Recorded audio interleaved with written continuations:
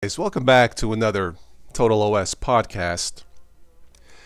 Many of you will probably watch this on the replay or listen to this on the replay, and that's fine. So I won't waste too much time on the introductions here. If you have any questions or comments, you can post them, of course, in the comments section below. I will be scheduling a panel discussion on a global standard Linux desktop. Do we need one? Will we ever see one? Pros and cons. If you would like to be invited, you can send me an email at talktotaloS@gmail.com. That is talktotaloS@gmail.com. Normally, the invitations are reserved for, contributors and patrons of the Total OS channel. However, it is the holidays, so I'm in the spirit of giving you an opportunity to voice your opinion. You do not have to be a supporter of the channel.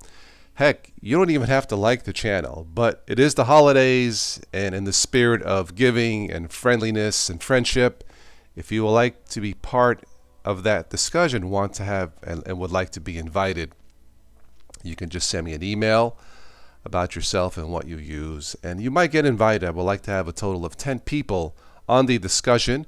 10 people including myself. And we'll talk about the global standard Linux desktop and why I think it is needed, at least to make it easier for all the Windows users out there. But for this one, for this Total OS podcast, we're going to talk about my 5 top picks, the top 5 Linux-based operating systems, Linux OSs, Linux distributions. Sometimes we call them Linux distros. The top 5 Linux for 2021 for beginners. Now, these are strictly based on my 15 years of experience in Linux and Windows. I still use both, so I still try to put myself in the eyes of a Windows Linux newbie. It's difficult, but it's not impossible. So if you are a Windows user and you've been stressed out or are confused, this channel is and will be a gateway from Windows to Linux, if you are so inclined. Okay? My top 5 picks. Let's go with number 5. I would say Chrome OS. If you are looking for pure speed, and I mean pure speed, all you want to do is go on the web, listen to your podcast, watch Total OS, watch YouTube, watch movies, check the web, Google Docs, emails, Skype, Zoom, and all that fun web stuff. If that's primarily what you do, then maybe Chrome OS on a Chromebook may be for you. Now, you don't have to buy a Chromebook to check out Chrome OS. But if you're looking for just pure absolute speed, there's nothing faster than this Linux-based system based off of Gentoo. I've never installed, this is on Neverware, Cloud Ready. I've never installed Chrome OS personally. A few of you have, and you seem to have no problems with this. So this is based on your advice in terms of Chrome OS installing. As far as Chrome OS on Chromebooks, absolutely check them out. Super fast, secure. Those of you who have Windows, ransomware is in the news on Windows. I have yet to hear ransomware on a Chromebook. I won't say it's impossible, but so far I haven't heard about ransomware or security issues on a Chromebook like Xero.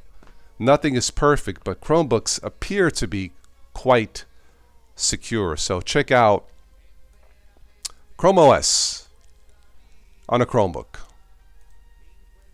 All right, number 4. If you like eye candy, you want something loaded, Zorin OS 16 Pro, there is a free version. The Pro version is even more packed with features. This is based on the GNOME or GNOME desktop. Not my favorite desktop environment. It's slow. It's even slower than Windows 10. However, Zorin has done an absolutely excellent job of modifying the GNOME desktop for Windows users. And it is my favorite GNOME desktop. That's what I'm streaming with now. It looks great. It feels great. And yeah, Zorin has been doing this 10 years, maybe 11 years now. So they seem to know what they're doing. So if you want something that really looks really cool, loaded, check out Zorin OS 16 Pro. I believe it's $39.99 for the download. If you don't need all that extra eye candy or software or the different desktop layout, desktop changes, environments, and how the desktop looks, you can go with the standard version, which is free. Now keep in mind, once again, it is the GNOME desktop, not the best for beginners in general. However, Zorin has probably done the best job as far as GNOME. I would probably put Pop! OS in a tie with this too if you're looking for something with the GNOME desktop environment. Next up, number 3. Going back to light, Linux Lite, as the name implies, it's all about keeping it light. I've tested this before, simple, easy to use. Linux Lite, if you just want something basic, you can't go wrong with Linux Lite. So simple, I guess, is the word that I can use for Linux Lite. Check it out. Number 2, I've been using Linux Mint a long time. They have different versions. There's the XFCE version, Mate, there's Cinnamon, and I believe they even are still doing LMDE Debian. Debian version is not for beginners. My personal favorite is the Mate desktop, but really you can't go wrong with either the Mate or Mate version, as it's spelled out, Mate, Cinnamon, or XFCE. The Mate and XFCE will be the lighter version, Cinnamon a little bit heavier. But Linux Mint also has been around a long time, at least 10 years. They appear to know what they're doing for Windows users to making this whole thing about Linux just a little bit easier for Windows users. And all things considered, I think Linux Mint, for the most part, has done an excellent job in keeping with that philosophy and just installing it and go. Install the system update, go. Lots of good support on the channel, on their website. The forum seems to be pretty good, pretty active. So check out Linux Mint. This is my number 2 pick on the top 5 beginner Linux distributions.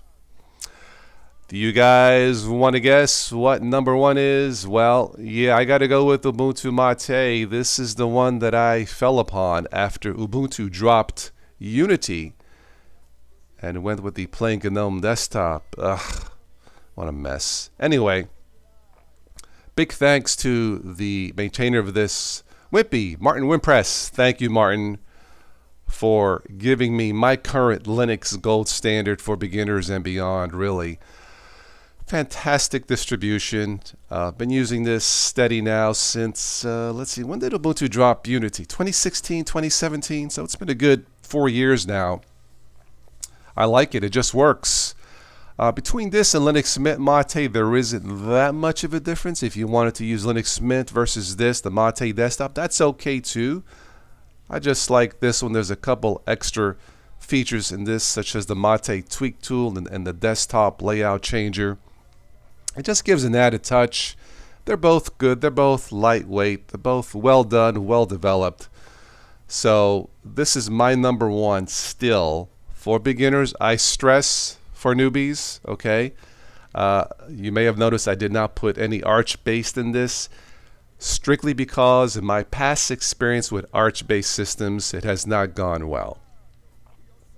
And that's why I'm not putting Arch-based in this list. I know with Arch there is a lot of users worldwide. It seems to work for some of you, and that's great, but not for me. So I'm going to stick with the Ubuntu base because that was my first date in Linux, was with Ubuntu back in 2006.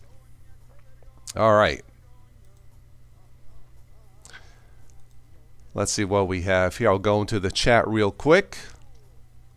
Again, most of you will watch this late, listen to this late, so just getting right to the point. Sir Seuss is in the house.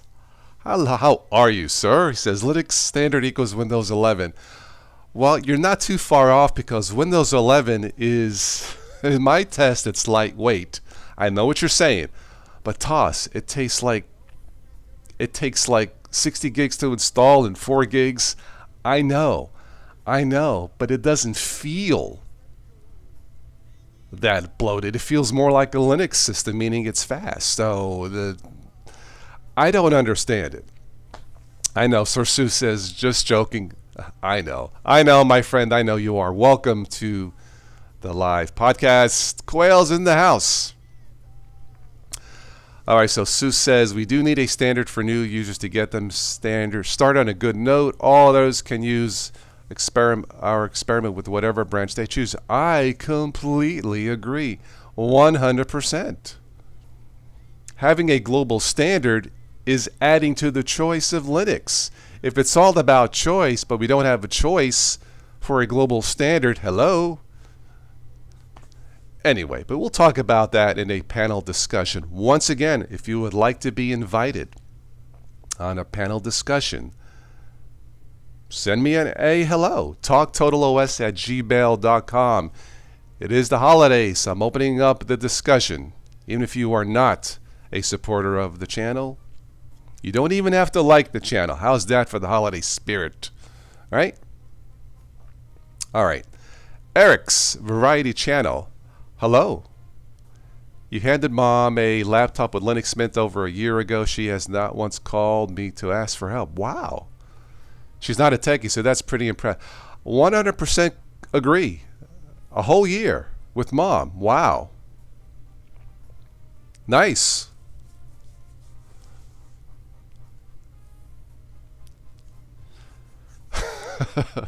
Sir Seuss says, sorry, Tuss, but I still think the Mint Cinema is the #1 choice for beginners.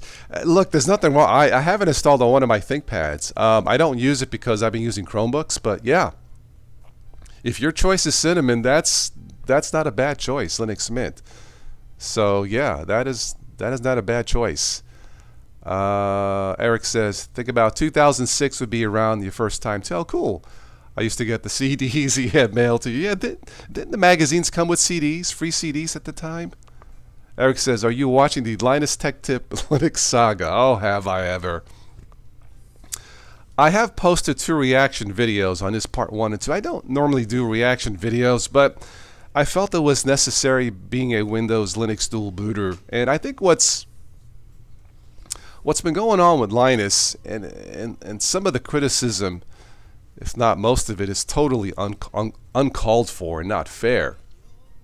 He's doing it through the eyes of a Linux newbie. Okay, he primarily uses, I think he uses Windows mainly, right? I don't think I saw Mac on his channel. But LTT, or Linus Tech Tips, has presented to the world a real-life Linux beginner. And it did not go well. Well, a real-life gamer gaming in Linux for the first time, which I knew would not go well. And he's been taking a lot of flack, but I'm like, no. You know, he's doing what a newbie would do. Let me search the web for best Linux gaming or best Linux distribution for gamers. I see him where I was back in 2006. 100% Windows guy, Eric. Yeah, I was 100% Windows back in 06. And that's what Linus is doing. So what he's doing now with this experiment is what I went through back in 06. Now the only difference is I saw the potential in Linux way back when. So I kept using it, and here I am. So for him to take all this flack is completely uncalled for and unfair. I can't blame him for anything. And the reason why I can't blame him, if we had a global standard for Linux, let's say, and I'm going to call this the Constellation Desktop, based on Arch Linux. I'm going to make all the Arch users happy. You can go into Walmart and buy the Constellation Desktop based on Arch Linux. It is a gaming desktop for $1,000. I think it's fair. Let's say that Walmart has that. It has high reviews. I tested it. You tested it. He tested it. There's no bugs. It works great. And Linus Tech Tips refused to buy that desktop and instead went on his own and had all the problems.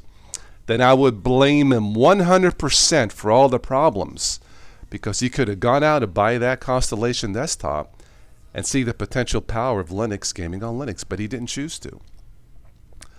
But we don't have a Constellation Linux desktop. So why are we blaming him? It's real life. You know, It's real life. You have to see what Linux is going through the eyes of a Windows user, not through the eyes of a Linux user. So all the flack he's been getting is completely 100% unfair. Anyway, Sir Sue says, as soon as I heard Linus say gaming machine, my first thought was, oh, shit. S-H-I-T. I know. Eric says, need to find out what's going on. Apparently, I only get notifications when you go live. Apparently, I have a lot to catch up. Yeah, if you are subscribed, click the notification bell. Yeah, I don't have any control of YouTube's notification system. If you would like to be part of the discussion, Eric, just send me an email. And we'll go from there. Yeah, it's talktotalos@gmail.com. I like to have a total of 10 people, including myself, so it'll be 9 guests, and we'll talk about this global standard Linux desktop. Pro and cons, that's perfectly fine. If you agree or not agree, that's perfectly fine. I want this to be an open, fair discussion, okay? Dr. Naib Ben Yahia. I hope I said that right, Doc. Welcome. Hello, Total OS. I am still happy with Linux Desktop after distro hopping. I'm using Debian 11 Nice. XFCE, but will dig more and more into learning Linux. Thank you for your videos. Thank you, Dr. Naib. Welcome to this morning's chat. And if I said your name wrong, I apologize. Welcome. If you would like to support the live streams, please do. There are links below in the show notes. We are looking for contributors and sponsors for 2022, which is next month already. Wow. Where has the year gone? Anyway, yeah. If there's anybody else new who is listening to this who would like to say hello in the chat, please do. If you missed any of this, you can replay this. The top 5 beginner Linux distributions for this year. I stress for beginners, not for Linux experienced users, although there's nothing wrong with that. But Ubuntu Mate has and continues to be my Linux gold standard. It's simple, it just works. I'm a big fan of the Mate desktop. Lightweight, easy to customize. Can't go wrong with it.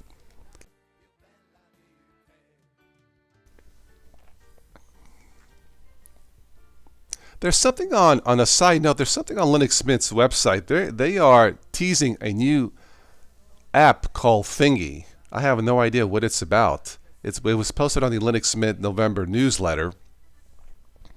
The next version of Linux Mint is due out next month as of this recording. And they're calling it the Thingy. Is it a big thingy or a little thingy? I don't know. You guys tell me. If you see anything about that, let me know.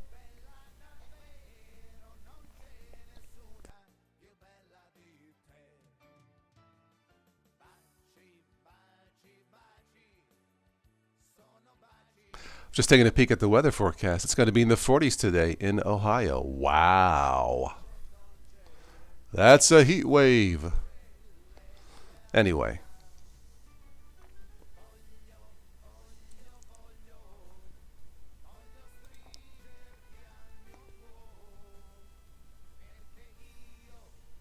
All right, it's currently 9:25 a.m. here locally in Ohio. So I'll stay on for a few more minutes. Then we'll wrap this up. Once again, if you missed any of this, you can catch this on the replay. I'd like to thank everyone who stopped in this morning to say hello. This is so cool. Welcome. Always welcome, of course. For those of you who use Zoom to communicate, I guess Zoom is enabling auto updates, security updates in Windows and Mac, but not for Linux. Boo. Ah, you're in southern New Jersey. It's going to be 50? Yeah. I'll take it. You know why, Eric? Because I don't have to shovel rain. Right? Yeah? I used to live in Florida, so when it rained, I'm like, nah, I don't miss the changing seasons. I don't have to shovel rain. I'm good. Yeah, 50 is good for this time of year. I'll take it. It's a good day to wash the car when you think about it. Get all that stuff off, so yeah.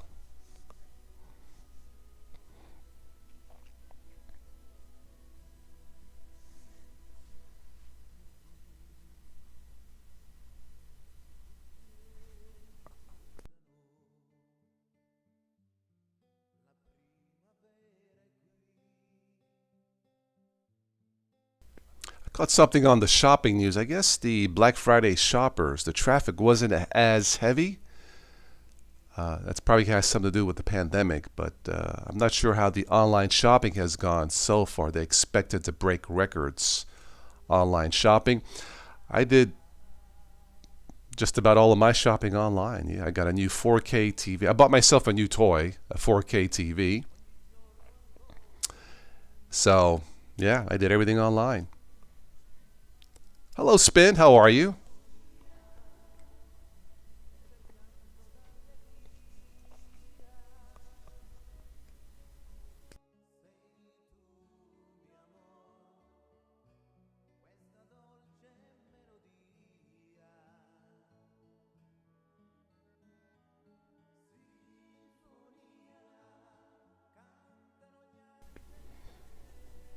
Eric says you didn't buy anything either of the days. I did my shopping way before, Black Friday and Cyber Monday. I just been searching the web for deals, and I found a good deal on a 4K TV 50-inch for less than $300. So I took advantage of that. Did some shopping for clothes, some other things online, but yeah, just pretty much bought what I needed, and that was it.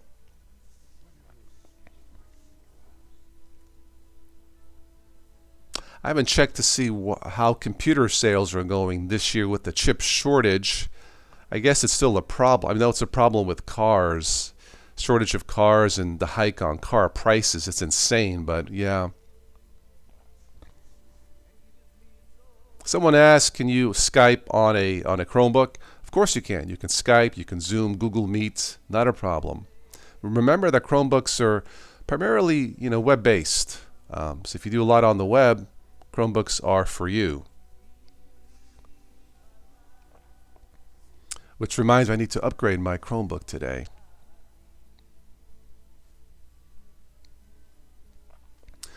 All right, guys, it is almost 9:30 a.m. local. I'm going to start my day and have some breakfast and start my day.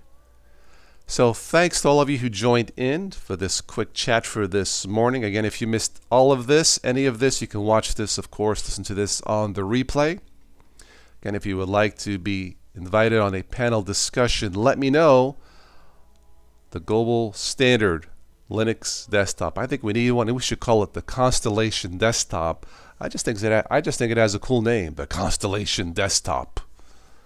Yeah, I like the name of it. Anyway, Eric says, as a truck guy, looks like I won't be buying anything new for a long time. Yeah, truck prices are insane. Anything with the trucks, yeah. It seems like car prices, even though they're high, are more reasonable. But yeah, I know, car prices are insane. But that's a topic for another day. All right, guys, that's all I have for this one. Thank you for stopping by. Wishing you all the best. Happy holidays. Wishing you all the best in your Linux journey. And I hope to chat with you soon. Arrivederci. Take care.